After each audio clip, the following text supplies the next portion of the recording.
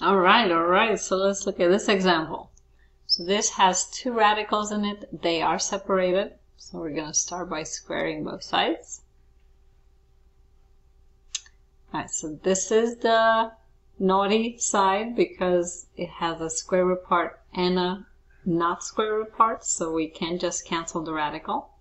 So we need to copy it down and write it twice and then FOIL it.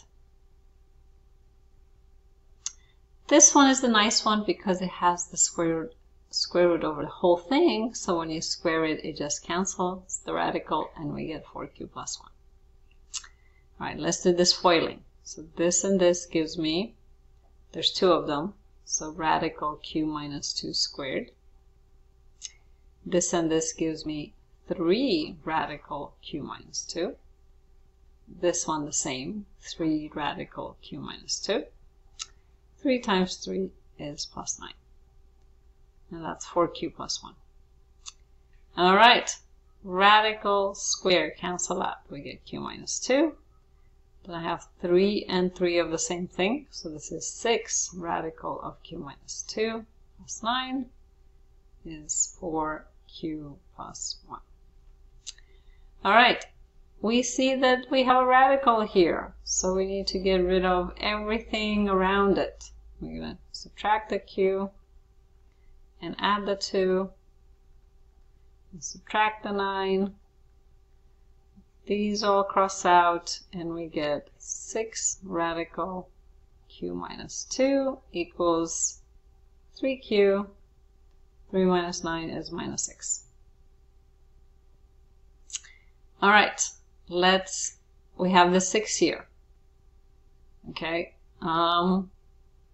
I don't want to divide by 6 because it's going to give me fractions. Let's divide everything by 3 because everything divides by 3.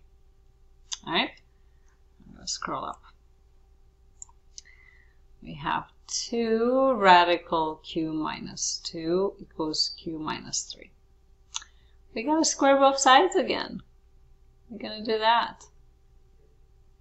So when I square these, we get 2 squared is 4. And then radical square cancels the radical. So 4 times q minus 2. This one is going to be q minus 3 times q minus 3. You got to write it twice.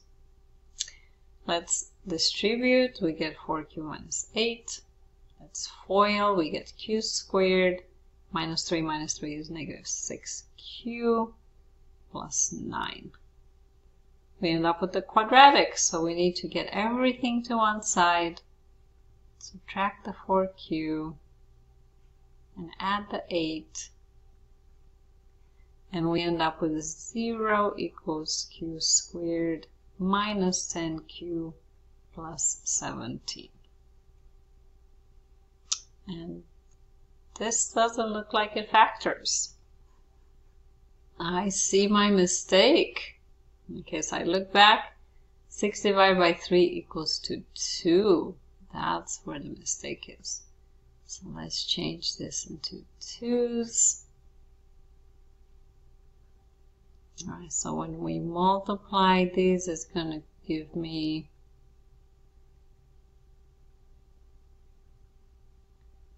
4 and 4.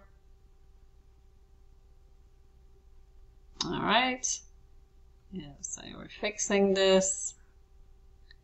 So this gives me negative 8q plus 12.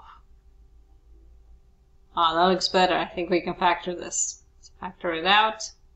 Q minus 6 and q minus 2. Good, so we get q equals 6 and q equals 2 as my potential solutions. Right, because we still need to check.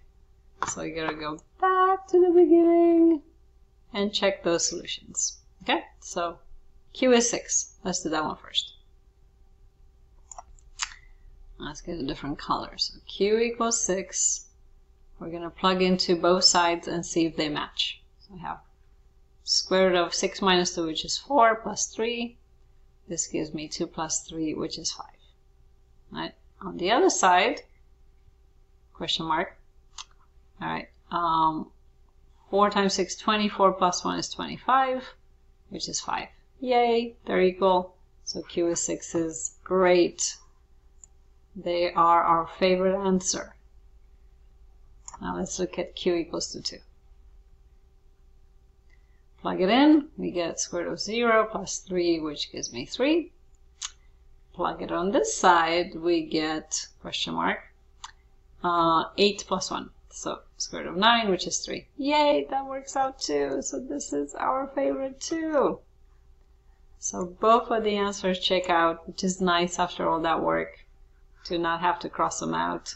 So it has 2 solutions. And that's it for this example.